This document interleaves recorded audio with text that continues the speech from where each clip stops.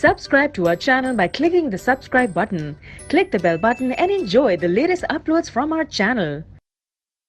400x.035 egg के rotten होने की 035 400x की लॉट में find the number of rotten x के इस लॉट में इस पूरे रोटन कितने सड़े हुए। यहां पर हम क्या ले रहे हैं, नंबर ऑफ फाइंड आउट करने में एक्स ले, probability of rotten x by total. ये जो है आपके किसकी प्रोबेबिलिटी है 0.12 है, तो एक्स अब क्या कीजिए 400 की मल्टीप्लाई करा दीजिए 5 into 400 that is equal to x, so आएगा 3.4 और यहाँ पर 20 एंड देन 2 to 14, तो एक्स टू 14।